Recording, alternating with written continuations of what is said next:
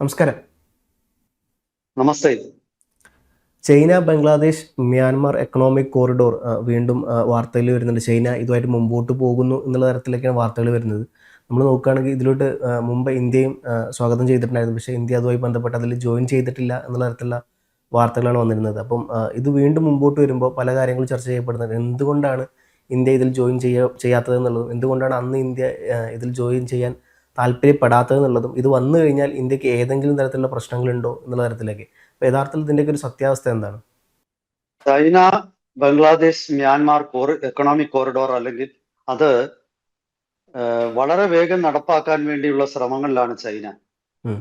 ഇത് ചൈനയിലെ യുനാൻ പ്രവിശ്യയിൽപ്പെട്ട കുമിങ് എന്ന സ്ഥലത്തെ ബംഗ്ലാദേശിലെ പോർട്ടുകളായിട്ടുള്ള ചിറ്റഗോങ്, മോംഗ്ല ഇവയുമായിട്ട് ബന്ധിപ്പിക്കാനുള്ള ഒരു പദ്ധതിയാണ്.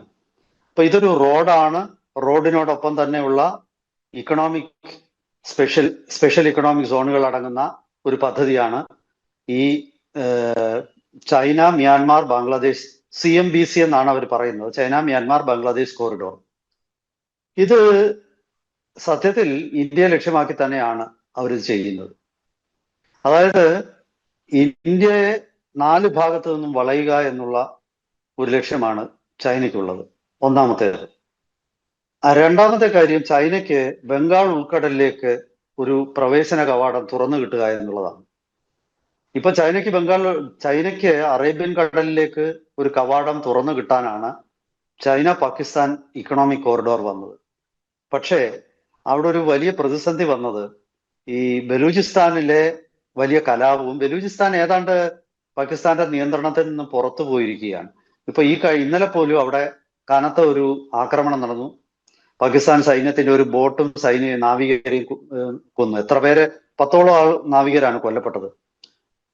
അപ്പോ ചൈനയെ സംബന്ധിച്ചിടത്തോളം ഈ ബലൂചിസ്ഥാനിലുള്ള ഗ്വദർ എന്ന തുറമുഖം ഇപ്പോ അതുകൊണ്ട് വലിയ പ്രസക്തിയൊന്നുമില്ല. ഗ്വദർ വഴി വ്യാപാരമൊന്നും നടക്കുന്നില്ല. കാരണം ഈ ചൈന പാകിസ്ഥാൻ ഇക്കണോമിക് കോറിഡോർ കടന്നു പോകുന്ന റോഡുകളിലൊക്കെ തന്നെ ബലൂചിസ്ഥാൻ നാഷണൽ ആർമി അവർ ചുങ്കം പിരിക്കുന്നുണ്ട്.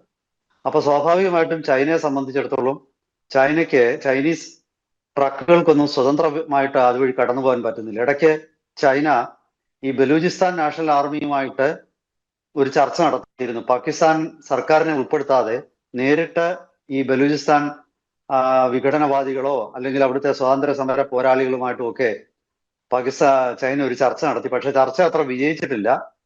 അവർക്ക് നേരിട്ട് ചൈന സഹായം കൊടുക്കാമെന്നുള്ള ഒരു രീതിയിലാണ്. പാകിസ്ഥാൻ സർക്കാരിനെ സംബന്ധിച്ച് അത് അവര് വളരെ ആശങ്കയോടെ നോക്കിക്കാണുന്ന ഒരു വിഷയമാണ്. അതായത് പാകിസ്ഥാനിനുള്ളിൽ മറ്റൊരു രാജ്യം സ്വാതന്ത്ര്യം വേണമെന്ന് പറയുന്ന ഒരു വിഭാഗം ആൾക്കാരുമായിട്ട് ചൈന നേരിട്ട് ചർച്ച നടത്തുന്നത് അവർക്ക് ലെജിറ്റിമസി കൊടുക്കുന്നത് പോലാകും. അപ്പൊ തൽക്കാലം ഈ ചൈന പാകിസ്ഥാൻ ഇക്കണോമിക് കോറിഡോർ അത് ഉദ്ദേശിച്ച അർത്ഥത്തിൽ എത്തിയില്ലെന്ന് മാത്രമല്ല, ചൈനയ്ക്ക് അത് വലിയ സാമ്പത്തിക നഷ്ടം ഉണ്ടാക്കുകയും ചെയ്തിട്ടുണ്ട്. അപ്പോ അതുകൂടി മറികടക്കാനാണ് ഈ Myanmar Bangladesh China Myanmar Bangladesh ഈ കോറിഡോർ ചൈന നിർമ്മിക്കുന്നത്. അപ്പൊ ഈ രണ്ടിന്റെയും ഉള്ളിലുള്ള അതിന്റെ അന്തർലീനമായിട്ട് കിടക്കുന്ന ലക്ഷ്യം ഇന്ത്യയെ പൂട്ടുക എന്നുള്ളതാണ്. അത് ഇന്ത്യയുടെ പടിഞ്ഞാറ് ഭാഗത്ത് ചൈനീസ് നേവിയുടെ പ്രസൻസ് വരും. ഗ്വദർ വന്നതിന് ശേഷം അറേബ്യൻ കടലിലേക്ക് വന്നു കഴിഞ്ഞാൽ അവരുടെ നാവിക സേനയ്ക്ക് അവിടെ ഒരു താവളമുണ്ട്.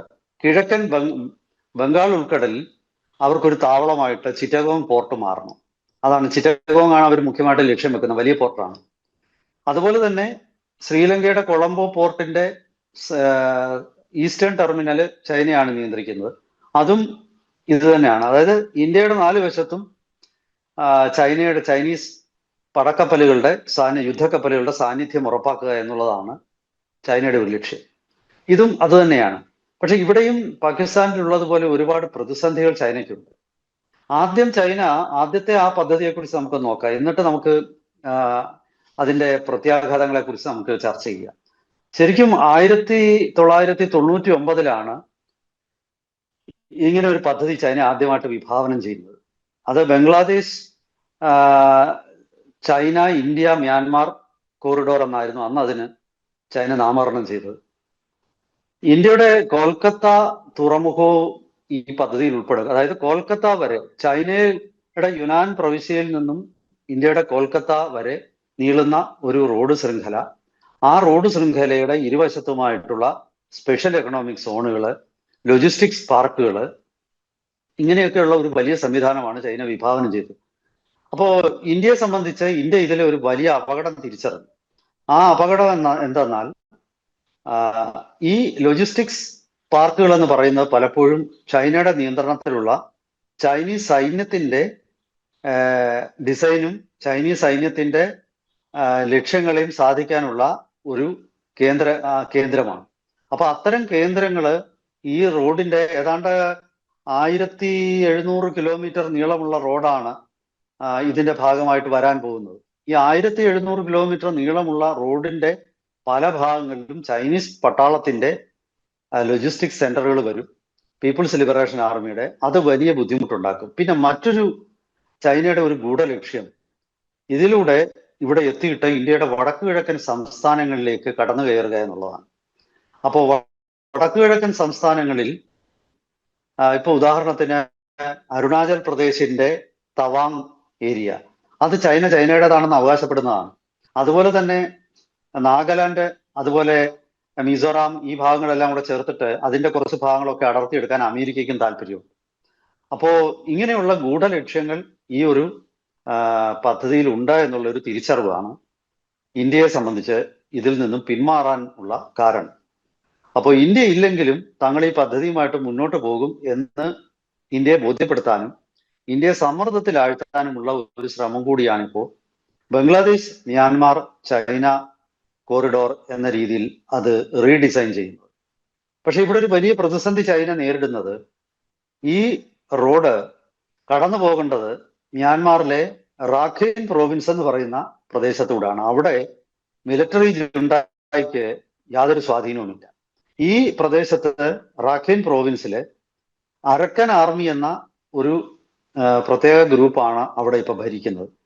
ഈ പ്രദേശത്തെ ക്യാക്ഫ്യൂ എന്ന തുറമുഖം ആണ് ചൈന ഉപയോഗിക്കാൻ ആഗ്രഹിക്കുന്നത്. പക്ഷെ ക്യാക്ഫ്യൂ തുറമുഖം യഥാർത്ഥത്തിൽ മിലിറ്ററി ജുന്തയുടെ കൈവശമാണ്. പക്ഷെ അതിന്റെ 2 കിലോമീറ്റർ അടുത്തുവരെ അരക്കൻ ആർമിയുടെ പോസ്റ്റുകൾ.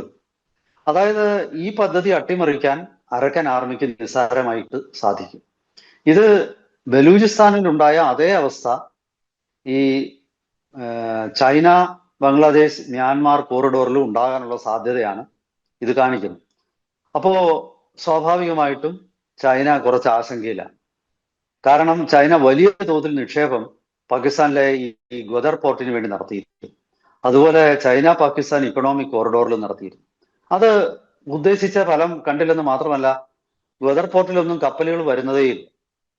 അങ്ങനെയുള്ള ഒരു വലിയ പ്രതിസന്ധി. അപ്പൊ അതിന് ഒരു മറുമരുന്നാണ് ഇന്ത്യ ഇറാന്റെ ചബാർ എന്ന് പറയുന്ന പോർട്ട് ഇന്ത്യ നിയന്ത്രിക്കുന്നത്. അപ്പോൾ ഇത് രണ്ടും അടുത്തടുത്താണ്. ഈ ചബാർ പോർട്ടും ഗ്വദറും വലിയ വ്യത്യാസമൊന്നുമില്ല. ഒന്ന് ഇറാന്റെ കൈവശമുള്ള ബലൂചിസ്ഥാനിലാണെങ്കിൽ മറ്റൊന്ന് പാകിസ്ഥാന്റെ കൈവശമുള്ള ബലൂചിസ്ഥാന്റെ ഭാഗത്താണ്. അങ്ങനെയുള്ളൊരു വ്യത്യാസമേ ഉള്ളൂ. അപ്പോൾ ഈ 2 പോർട്ടുകൾ വന്ന യഥാർത്ഥത്തിൽ കറാച്ചി തുറമുഖത്തിന്റെ പ്രസക്തി തന്നെ വളരെ കുറയും. പാകിസ്ഥാനെ സംബന്ധിച്ച് അതും ഒരു പ്രതിസന്ധിയാണ് പാകിസ്ഥാൻ. കാരണം ഇപ്പോഴുള്ള ഏറ്റവും വലിയ മേജർ തുറമുഖമാണ് കറാച്ചി. ആ തുറമുഖത്തിന്റെ ചുറ്റുമായിട്ടാണ് കറാച്ചി നഗരമുള്ളത്. അതൊരു യഥാർത്ഥത്തിൽ ഒരു തുറമുഖ നഗരമാണ്. ഈ തുറമുഖ നഗരമായ കറാച്ചിക്ക് ബദലായിട്ട് ഗ്വദർ വന്നു കഴിയുമ്പോഴേക്കും സ്വാഭാവികമായിട്ടും അവിടെ വലിയ ഒരു മാറ്റം ആ പ്രദേശത്ത് വരും. പക്ഷേ ഒരു ഇൻഡിപെൻഡന്റ് തുറമുഖമായിട്ട് വളരാനുള്ള സാധ്യത ഗ്വദറിനുണ്ട്. കാരണം ബലൂചിസ്ഥാൻ വളരെയധികം ധാതു സമ്പത്തും അതുപോലെ തന്നെ ധാരാളം ഭൂമി ലഭ്യമാകുന്ന ഒരു പ്രദേശമാണ്. പാകിസ്ഥാനിൽ അത്ര വലിയ ജനസംഖ്യയില്ല, അതുപോലെ ജനസാന്ദ്രതയും കുറവാണ്. പക്ഷേ ഇതൊക്കെ ആണെങ്കിലും പാകിസ്ഥാനെ സംബന്ധിച്ചിടത്തോളം ഇത് വലിയൊരു പ്രതിസന്ധിയാണ്. കാരണം ബലൂചിസ്ഥാൻ എന്ന പ്രോവിൻസ് തന്നെ ഇപ്പോ അവരുടെ നിയന്ത്രണത്തിലല്ല. ആ ഒരു സ്ഥിതിയിൽ ഇതിലൊരു വല്ലാത്ത ബുദ്ധിമുട്ട് പാകിസ്ഥാൻ തന്നെ അനുഭവിക്കുന്നുണ്ട്. ചൈനയെ സംബന്ധിച്ചിടത്തോളം ചൈനയും പാകിസ്ഥാനുമായുള്ള സൗഹൃദ ബന്ധത്തെ തന്നെ ഈ ഒരു ഗ്വദർ പോർട്ട് എന്ന അതുപോലെ ചൈന പാകിസ്ഥാൻ ഇക്കണോമിക് കോറിഡോറും അത് അവർക്ക് വലിയൊരു പ്രതിസന്ധി സൃഷ്ടിച്ചിരിക്കുകയാണ്. അപ്പോ ഇപ്പോ ചൈന ഉദ്ദേശിച്ച തൽക്കാലം അത് നേരെയാക്കാൻ പറ്റുന്ന ഒരു രീതിയിലല്ല ഇനിയുള്ളത് ചൈന പാകിസ്ഥാൻ ഇക്കണോമിക് കോറിഡോർ. അപ്പോ തൽക്കാലം അതിനെ അങ്ങ് മറന്നിട്ട് ഇപ്പുറത്തുള്ള ഈ ബംഗ്ലാദേശ് മ്യാൻമാർ ചൈന കോറിഡോർ അതിന്റെ പ്രവർത്തനം ഒന്ന് കാര്യക്ഷമമാക്കുക എന്നുള്ള ഒരു ലക്ഷ്യത്തിലാണ് ചൈന നിൽക്കുന്നത്. ഇന്ത്യയെ സംബന്ധിച്ച് തീർച്ചയായിട്ടും ഇതൊരു വെല്ലുവിളിയാണ്. ബംഗാൾ ഉൾക്കടലിൽ ചൈനയുടെ സാന്നിധ്യം ഒരു കാരണവശാലും ഇന്ത്യക്ക് ഗുണകരമല്ല. കാരണം ബംഗാൾ ഉൾക്കടലിൽ താരതമ്യേന മറ്റ് രാജ്യങ്ങളുടെ കടന്നുകയറ്റം ഇല്ലാത്ത ഒരു സ്ഥലമാണ് ബംഗാൾ ഉൾക്കടല്. ചൈന നിരന്തരമായിട്ട് ഈ ബംഗാൾ ഉൾക്കടലിൽ ചൈനീസ് നേവിയുടെ സാന്നിധ്യം ഉണ്ടാകാൻ ആഗ്രഹിക്കുന്നുണ്ട്. രണ്ട് കാര്യമാണ്. ഒന്ന്, ഇന്ത്യയുടെ ഏറ്റവും പ്രധാനപ്പെട്ട മിസൈൽ പരീക്ഷണ വേദികൾ അത് ഒഡീഷയുടെ തീരത്ത് നിന്നും 5 കിലോമീറ്റർ മാറിക്കിടക്കുന്ന APJ അബ്ദുൽ കലാം ദ്വീപ്, അതുപോലെ തന്നെ തീര ജില്ലയായ ചാന്ദിപ്പൂർ, ഈ രണ്ടിൽ നിന്നും വിക്ഷേപിക്കുന്നത് ബംഗാൾ ഉൾക്കടലിലേക്കാണ്. അപ്പോ ഈ മിസൈലുകൾ ട്രാക്ക് ചെയ്യുക എന്നുള്ളതും അതുപോലെ തന്നെ ഇതിനെക്കുറിച്ചുള്ള ഇതിന്റെ ഒരു മറ്റ് സ്പെസിഫിക്കേഷൻസ് മനസ്സിലാക്കുക എന്നുള്ളതും ചൈനയുടെ ഒരു ലക്ഷ്യമാണ്.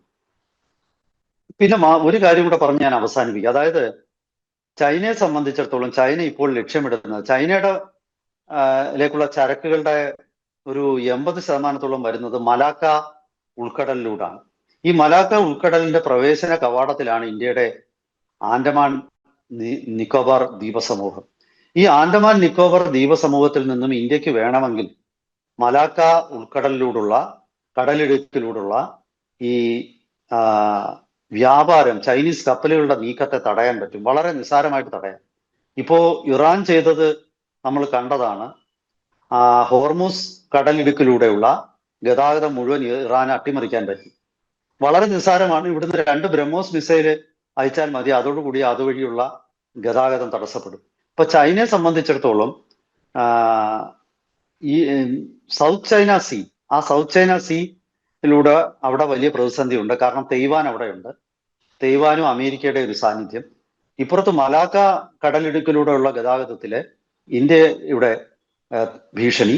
അപ്പൊ ഇത് രണ്ടും, ഈ മലാക്ക കടലിടുക്ക് എന്തെങ്കിലും കാരണവശാൽ അടയ്ക്കപ്പെട്ടാൽ പിന്നീട് പസഫിക്കിന്റെ ഭാഗമായിട്ടുള്ള സൗത്ത് ചൈന സീയും ഈസ്റ്റ് ചൈന സീയിൽ ഒക്കെ അമേരിക്ക എന്തെങ്കിലും ഉപരോധം ചൈനക്കെതിരെ ഏർപ്പെടുത്തിയാൽ 2 മാർഗങ്ങൾ തുറന്നു കിട്ടുകയാണ്. ബംഗാൾ ഉൾക്കടലിലേക്ക് ഈ ചിറ്റഗോങ് പോർട്ടും അറേബ്യൻ കടലിലേക്ക് ഗ്വദർ തുറമുഖവും. ഇതുകൂടിയാണ് ചൈനയുടെ ലക്ഷ്യം.